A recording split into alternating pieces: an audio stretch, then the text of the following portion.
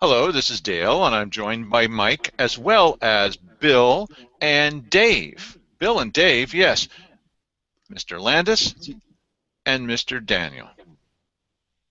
Yes, Hello. and I guess it could be Bill and Dave's Excellent Adventure. It's a subtitle here.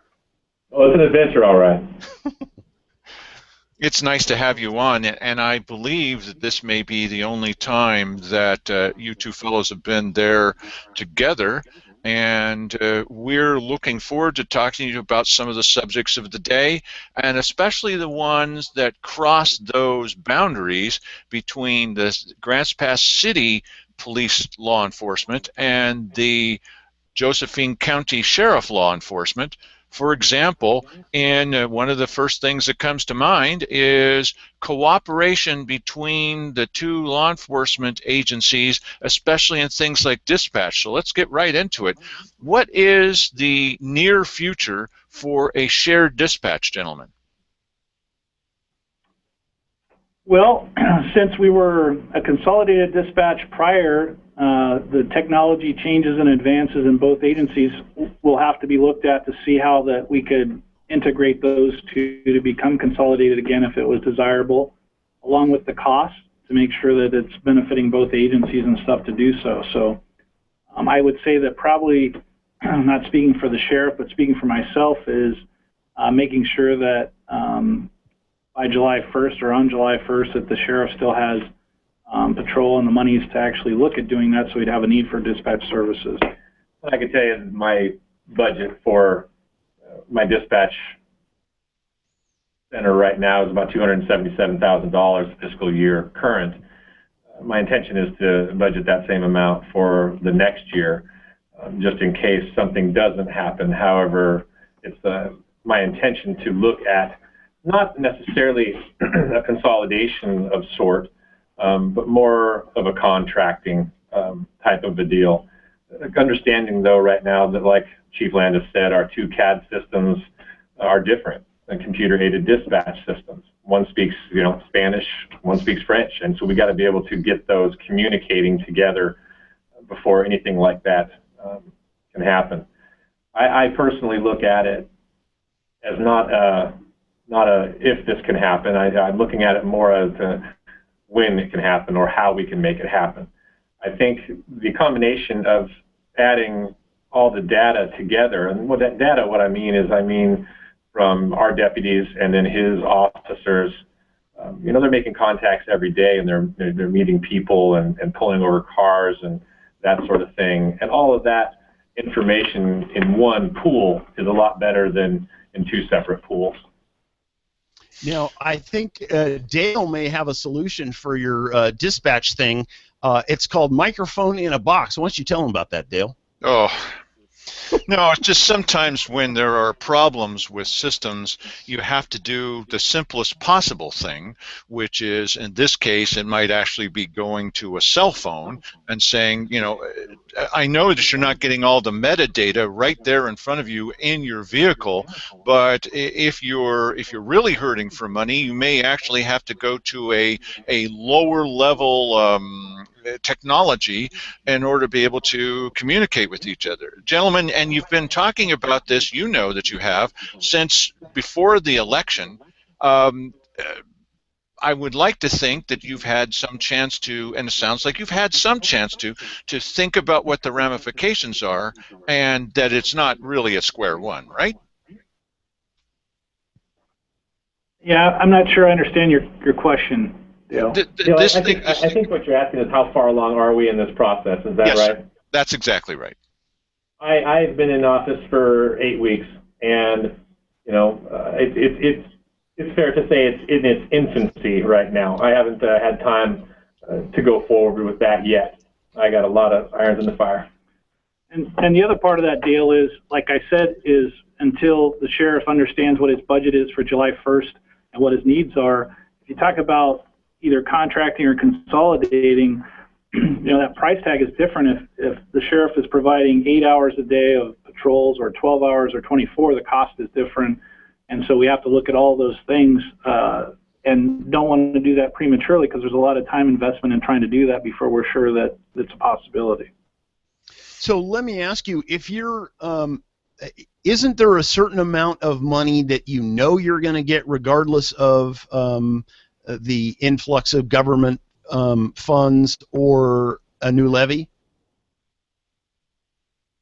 Well, I guess tentatively so, but if the current funding, as I understand, is going to go forward, I guess the sheriff probably has some questions about dispatching needs as well as jail operations and other things. So that's why it might be premature what we would look to do until then.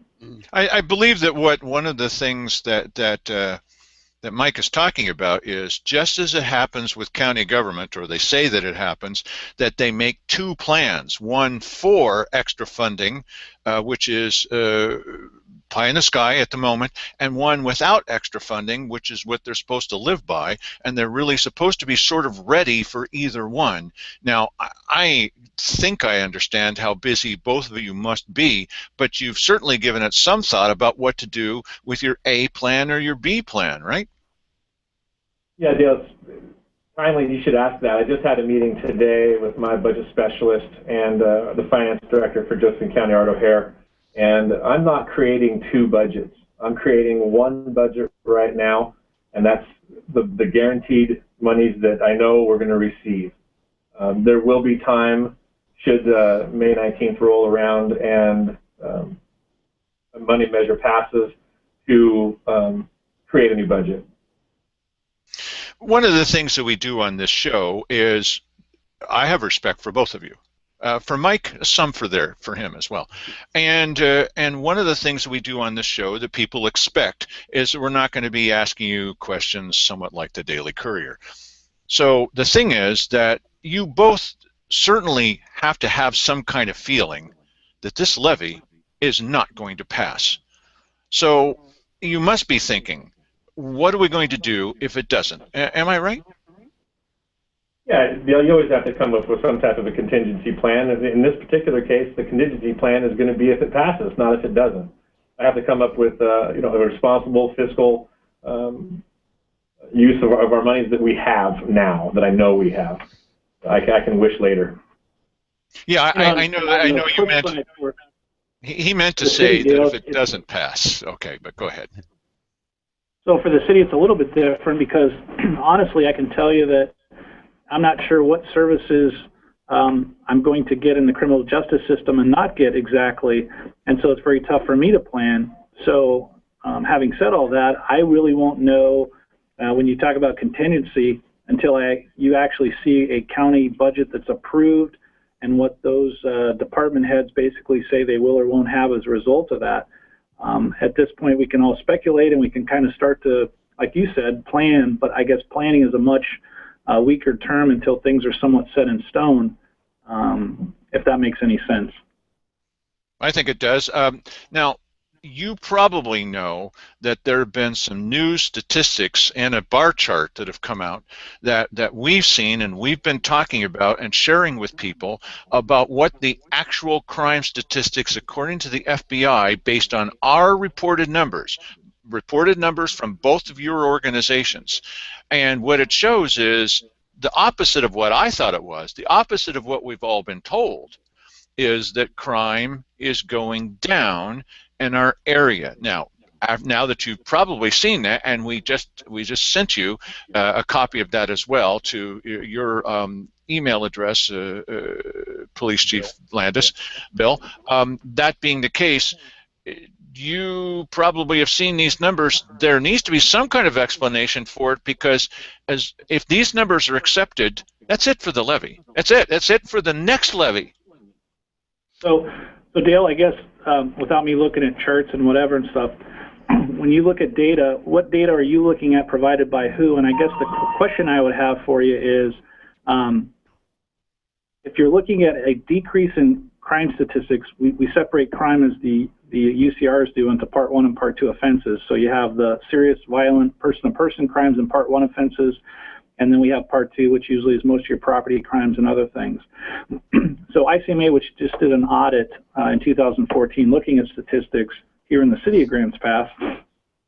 If you look at it, national trend shows violent crime is going down nationally. However, if we stacked up our violent crime, we're very safe within the city. The problem is property crime is through the roof. So your drug offenses and your property crimes, we actually look embarrassingly bad at those statistics in comparison. And the last thing I guess I would share with you about statistics is when people quit calling 911 or quit calling the police because they don't feel like they're going to get somebody, the problem with your crime reporting is it actually starts to show like crime is getting better when in fact it's not reflective of actually the true number of crime.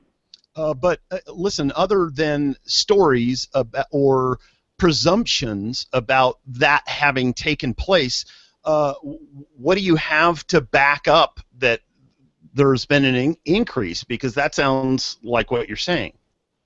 Well, so a couple things about statistics and stuff is there's in criminal justice research, there's something called the dark number of crime, or basically crimes that are not reported to law enforcement agencies. And there can be a full variety of reasons why that doesn't happen, where they feel like they won't get a response, whether there's no one available or what have you, and certainly our county has that. So I guess the other thing I would say... So wait a minute, hang on, you're saying we have statistics on that? Research, I teach criminal justice. Okay. So there's the dark number of crime is crime that is not reported, so that things like the uniform crime reports can't actually capture that. So if you look at reported crime, we can certainly draw conclusions from reported crime. I guess my challenge to you and my question is, how do you draw conclusions for those crimes not reported and what is reflective of that? And hang on, let me finish. Okay. One of the measurements of that is the perception of safety. So out in your rural areas where people feel safe or not feel safe is truly sometimes more representative of the issue than the actual numbers of uniform crime reports and data that you're trying to say is reflective of whether there's a problem or not a problem. Yes, but the problem with what you're saying is that it's not quantified. You know, this is we're stating this as a theory, but there isn't any numbers to back that up. It's just an assumption, or Actually, it's not an assumption, but I would say this to you. If you went out into the rural areas and different areas of Josephine County, one of the things you'd want to do, and there are national crime surveys that are used in different areas to actually capture that dark number of unreported crime. Mm-hmm. And unfortunately, we don't do that here, but nationally they do it in different pockets around the country. And that's how this phenomenon got known, is that actually when you look at those surveys, and those are people who report that they've been victims or whatever, versus what was actually reported, that's when you start to capture the fact that there's actually more crime than what the uniform crime reports will capture. So the other measurement then, and this comes from those experts that look at criminal justice and do criminal justice research, is when you go into a community, does that community overall have a sense of feeling safe? Because that is really then the other measurement of whether or not you're sufficiently serving the community from a criminal justice perspective or not. I got to jump into this one at this point. Yes. I do understand what you're saying, but one of the reasons why, I'm not saying there's no crime. Look, neither Mike nor I, well, I'm not an idiot, okay? So we have to toss a little levity into this tough subject, okay. Mike, please. Okay, so the problem with that is that one of the reasons why we feel unsafe is that a previous law enforcement official, and I won't mention him by name, but his initials are Gil Gilbertson, was telling us that 9% of the homes in Josephine County had been broken into. He had a press conference. He had a press release where it was saying 9%, and then it turned out later he had to admit that that was totally not true. So one of the reasons we have this perception is that when you go to KJO's News, it's all crime from New Jersey, any crime they can find, it's all that's on their website as far as the news goes. What proportion of this is based on reality and what's based on perception that's being pushed by people who want to raise our property taxes? Well, Dale, the only thing I'd say about your perception issue is, if I live in a certain area and stuff and my car has been broken into, I'm going to have a different perception than you who may not have had your car broken into. So the only thing I would say to you is that that's why those citizen surveys are important, because that's actually how you start to measure, what the public wants, what they feel as far as safety, and that's kind of how you start to try to solve your criminal justice challenges. Well, and that is a good point, but we're not doing that here. And what you had said was that there's a perception of being unsafe. And I think even in the campaign events that you guys have had recently, you talk about where it's worse than it's ever been and crime's out of control. Well, I'd just, number one, like to have something that's backing that up, and then that certainly could add to the perception of some people that it's very unsafe here. I personally, I mean, people often make this assumption, well, the economy's doing real bad, I'm doing fine, but my neighbor, I think, is probably not doing as well, so they have this perception of the economy being bad. Well, it may well be the same way with crime, and I understand that you guys really want to get funded, but I'm wondering, is there some way to shore this? What did you call it? Black. Yeah, the dark number of crime. Number of crimes. That's where those citizen surveys come in, and my understanding is, I wasn't involved, but my understanding is the group that's got the petition to move forward with a levy in May, that's really what they were doing, was data and research and surveys to make that determination. I see. But let me just say this, Mike, to you. I would ask you this question. I've lived here since the 70s, and I guess I'd ask you this. I've never felt more uncomfortable leaving my car or truck at a boat ramp, in Josephine County to go rafting or do something along the river than I have now. Mm-hmm. And while I'm in law enforcement and I can certainly look at numbers and data, which I do throughout my year and my career, I would say one of the things that I know personally is that I have a different perception than I've ever had about leaving that truck or that car there and what potentially is going to happen, more so than any other time I've ever lived here. And that's in those rural areas. So I would say just personally that I have that feeling, and so I open it up to those folks that live here and have lived here a while too, and how they feel about that. But is your feeling on that based on numbers? Well, I guess I would have to defer, but we were talking about the dark number. So my issue is, how do I know that a lot of those people along the river are still reporting those crimes when they know a deputy's not even going to come out and take the report? Right, and how do we know they're not? So all I was talking to you about is that feeling and that perception issue, and I was asking you the same thing. I don't know if you frequent the river or do recreational things. How long have you lived here, Mike? About 12 years. Okay, and where did you move from? From California. Okay, so I might have moved from a high crime area in an urban setting in California to Josephine County and have a whole different perception of crime because of where I came from, versus someone that might have lived here for 30 or 40 years and who have watched things kind of change over time and has a different perception. Would you say that's probably fair?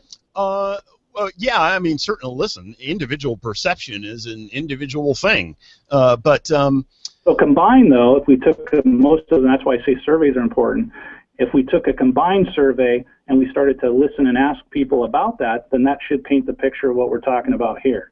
Now, wait a minute. Now, this survey was paid for by Cuffs, and the people that they asked to do the survey not only just did a scientific survey, but are also selling them services of how to pass the levy. So this thing about perception, I do understand you, and I was surprised by the FBI crime statistics, which are based on what we report to them. But here's my point. The county commissioners have said, boy, if you just have a positive attitude and feel like the economy is doing better, then it will. And the reverse is true. If you want to get someone to vote for a levy, if you tell them things are going to hell in a handbasket, then that serves those people who are saying that. It's all perceptions, and if we're going to vote on perceptions, my perception is I can't afford hardly anything, and I don't trust the county commissioners. So that vote's over. If we're just going to base it on nothing but perception. My job, and I think the sheriff would probably say the same, we're not here to talk to you about a levy. What we're here to try to talk to you about is our job and crime and what we basically try to attempt to do based on what we see and what we know to do. So I'm not specifically engaging you based on a levy or funding. I can tell you what the needs are based on our job and what we've done. I've worked here for almost 25 years. Dave's worked here a long time, and I think both of us are trying to come at this to not whether or not we need more money, but I can tell you that you can't do with what we're basically talking about here. Right. Hey, let me ask. There was somebody had told me, so this is third-hand knowledge, so forgive me if I'm incorrect here, that some of the levy funds, if passed, some of the levy funds were going to be earmarked for new cars and uniforms. Is that true? No, I have no intention on creating new uniforms. That's kind of a rumor that's gone around, and I was asked specifically about that by one of the commissioners recently. There would likely be some new cars, though. If you come down and look at the fleet that I'm driving right now, minus these 4 expeditions that were purchased prior to my administration, my car has almost 100,000 miles on it right now and makes funny noises when I drive down the street, and if I get up to 65, I start feeling vibration. I can say the same thing for my lieutenant, and so our cars we're going to have to get new cars. Sounds like it needs a wheel balance. Come on down. I'll let you turn the wrench. And some of the things to remember wait when you're talking about a police car is, when you drive a car at high speeds, you rely on braking. Mechanically, it has to be, you want to keep the police officer safe and stuff. So it's not just your and mine commuter. It's really something that has, you can hit a curb, and if you got up to high speeds in a police car or something, you could have a crash or an accident with some liability attached to that. So we rely on something that's different than the typical motor vehicle that's driven by the average citizen. Well, except that I sometimes drive at high speeds. I make funny noises occasionally now. And when I get up to 65, I would imagine that I may not be completely reliable if you're judging me to be that now. Well, I'm not sure that because by choice you do that, whereas if I have a home invasion in progress and an officer needs to get there now with someone with a gun in somebody's house, we basically don't have the luxury to decide that we want to take chances. And so Dave's job and my job is also risk managers. It's not only our obligation to try to protect the public, we have to try to provide the people that work for us who we ask to get there fast and to do the things we need them to do so that they also don't get injured or hurt unnecessarily. That was my feeble attempt at a little bit of levity, but since you're now talking about relying on such things, one of the tight questions has to be, when you send a patrolman, when you send any law enforcement official out by themselves, one, you never can really tell what they're going to encounter out there. And if they're by themselves and they come back dead, however to put that, we're all in a bunch of trouble. Not only that person, obviously, one can only hope that he goes to the right place, but his family, and we're going to get sued. They're going to sue the pants off of us, and we're going to owe somebody $2 million because we weren't doing it according to the proper standards. So I'm not saying that there's an easy answer to this, but I would imagine that both of you just have to live with the fact that we're operating unsafely out there. We're operating as safe as we can, Dale. I mean, on any given day, I have 3 deputies or evening working. And, that puts one person out in Cave Junction. I can't leave that person alone, so I have to send another one out there. That leaves one person inside the north area of the county, the Hugo, Merlin, Sunny Valley, Wolf Creek area. And obviously you know the county well enough to know the spans in between those two regions. It's dangerous. I know that. That's why I'm pretty passionate about trying to keep my officers, my deputies safe, and try and find some form of funding so I can put bodies on the road. We talk about statistics. About a county of 85,000 people with 3 deputies. I mean, how good or how bad do the statistics have to be? Even if the statistics are better than they were, are they still okay? I submit to you that the statistics can be numbers can be crunched, they can be moved, manipulated. So I don't put a whole lot of stock into them right now. And you talk about reporting those statistics and uniform crime reporting and that type of thing. I have dispatchers that are working, X number of hours per day. I have deputies that are working X number of hours per day. What happens in all the other hours that are out there in the day that somebody tries to get a hold of a sheriff's office that may be closed? They're asked to go to a computer and enter a case number, and then it's our computer crime reporting system. And how many people are really going to want to do that? So the statistical data, to a certain extent, I have to question. Yeah, there are certainly questions on both sides. Have we been sold a bill of goods, and are these new numbers at all right? Because if these new numbers are right, then we've all been laboring under a misconception from the get-go. Listen, let me mention also to you that we had the other night a debate where I took the pro-levy side. I know, I understand, we're not talking about only about the levy tonight, but and Bill Hunker and Mike Jones took the anti-levy side. I mopped up the floor with them, of course. They're still smarting from this. Yes. And You know. yes, pro-levy. And the main point that I made that they really couldn't answer, they really couldn't, is this thing about safety and about people being out on the road and being, okay, so you got two in one place, you only got one in the other. I'm not holding you personally responsible for how much money you have, but that one that's on his own, that's not safe. And we're treading very lightly on this because one little problem, and we're all of us are at fault. Those of us who opposed the levy are at fault. The commissioners for being lunkheads are at fault. The people who are misspending money are at fault. All these people are at fault because we're not giving you the money that you need to put two at a time in two different places. Well, I guess the only other thing I'd say is when you talk about lawsuits, and those that aren't aware that law enforcement needs to get sued pretty regularly, you'd have to pick your poison. I mean, you'll get sued for not sending somebody if you had the one, and even though it'd be nice to pair them up, you'll get sued for whatever side of the fence someone can find to stand on in order to file that lawsuit. So as risk managers, you try to minimize that, but it doesn't mean it's going to go away. Right. And listen, on an entirely different topic there, Chief Landis, we've had this recent tragic accident over there on 9th Street. Any plans to take those out? It seems as though that attracts kids to want to play on those as opposed to the speed bump function that I assume they're supposed to serve. Yeah, actually I had a talk with the city manager and public works director, and there's a plan in process right now to look at some sort of way to put in calming devices or do something to slow the speeds there. Yeah, that was a tragic accident, and it seemed as though they were, I guess, trying to get airborne off of them or something. That's what I gleaned from just social media reporting. Yeah, but definitely the city's looking at some way to institute some sort of calming devices to try to hope a tragedy like that doesn't happen in the future. And what does that mean, calming device? So in roadways and road construction, you've probably seen them on Beacon and stuff. But they're basically some of the little like speed bump type table objects that you put into roadways, which requires motorists to slow down in order to navigate over them.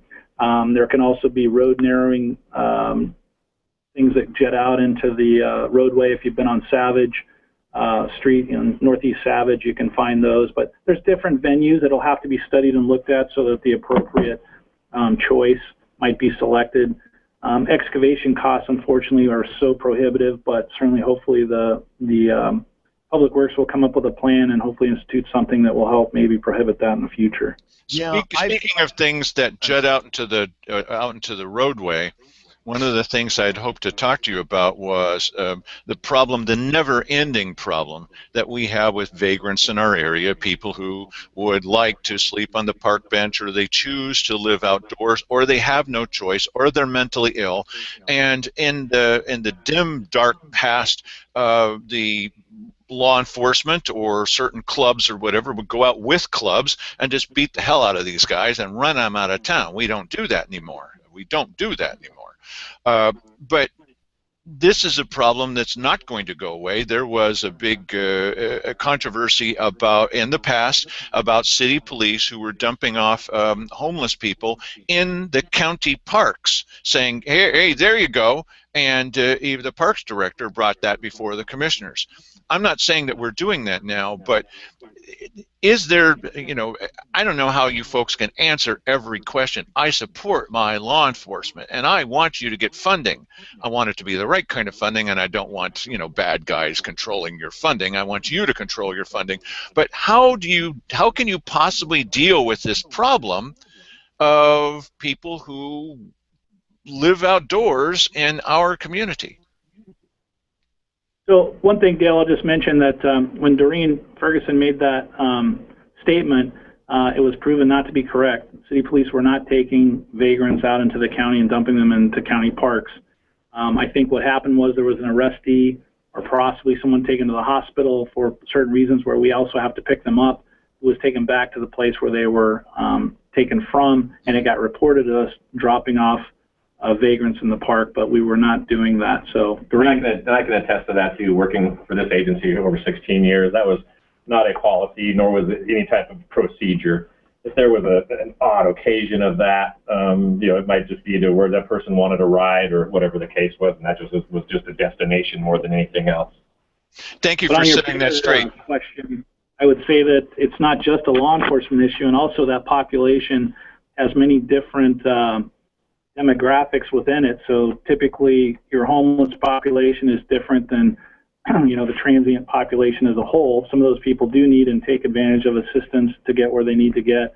Those that basically are the nuisance offenders, the trespassers, the disorderly conducts, alcohol and drug issues, mental health, there's a multi-tiered approach that's going on, and the sheriff is part of this, mental health is part of it, and the private partnerships are part of it. But one will be getting a sobering center up and running, which I feel like we're closer than we've ever been.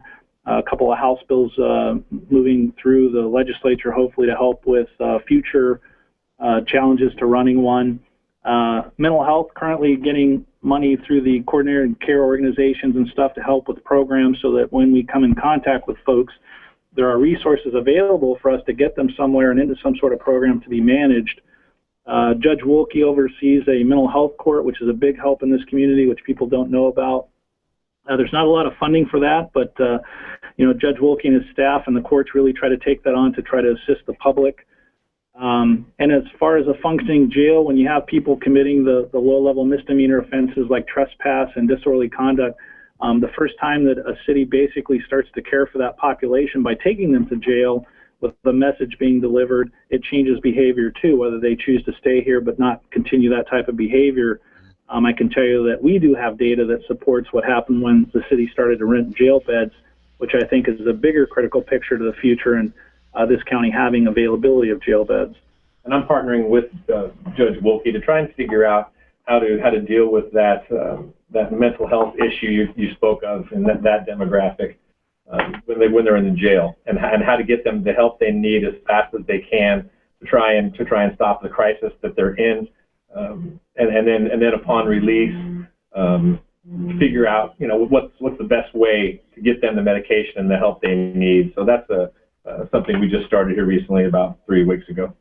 We could go ahead, Mike. I'm sorry. Is that a specialized funding stream from the state, or where's that money coming from? No, actually back in the day it was, and it got hacked. And because the program I think is so important to Josephine County, I think Judge Wolke and the courts and staff have tried to just continue it on without really much funding, which certainly brings into question the future. But it definitely needs more funding to be able to serve our community. When you talk about some of the medication needs for these individuals, that's a county function. That's a jail function to try and provide that to them. I know that the Sheriff Larry Blanton in Deschutes County, actually, when somebody comes out of his jail or is released from his jail, he tries to prescribe them at least 2 months worth of medication, so he doesn't have to worry about the recidivism rate with those people. And so, there's different concepts that we're working on here as well. Well, as much as we would like to keep you for the rest of the evening, obviously we can't because you do have another life. I really want to say thank you. It's a unique opportunity to have the two of you together. We're going to be getting a lot of feedback from a lot of people. We're going to say, well, you just should have asked him this, or I kind of like that answer, or this. How about this other thing? What we'd like to do is we'd like to see the two of you folks together. Hope you feel that we've treated you fairly. I'm a supporter of law enforcement, okay, and I can't help what Mike says. So, the point is, that was a joke, Mike. The point is that that we're happy to have you here. I'd like to give you a final opportunity. Is there something that that you want to be sure that everybody knows, or let me put it a different way. We've done this with each of you in the past. We'll be quiet while you talk about us behind our backs. Go ahead. I don't like them. Just kidding, Dale, Mike. One thing, I think sometimes we get caught up too much in some of the numbers, and I know numbers are important. Sometimes you have to go with your gut. In anything you do, whether it be who you take your car to, or what kind of groceries you buy, you just go with what feels right sometimes. And I can't get away from the fact that I think many people believe that perception is reality. And when you talk about public safety, I think that's even more relevant. Your perception is reality. And I've heard, daily I hear that funding's not adequate and then public safety is not adequate, and I don't feel safe. Or I've even heard people say, oh, I got to hold my breath when I drive through Cave Junction going to the coast, that type of thing, because they're afraid or feel uncomfortable. So, and that's the perception that is becoming ever more prevalent, I think, in Josephine County. And I'm hoping that people can start to stand up to that and realize that there is maybe something wrong here. There's something not good. I've had 2 different production companies contact me now. I had the producers of Duck Dynasty contact me with Gurney Productions, and they wanted to come into Josephine County and exploit our problems for the benefit of whatever their cause is, not the benefit of ours.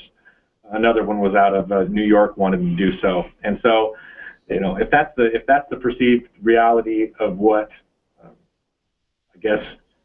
United States, for lack of a better geographic or smaller geographic is, then it is what it is we have here, which is a problem.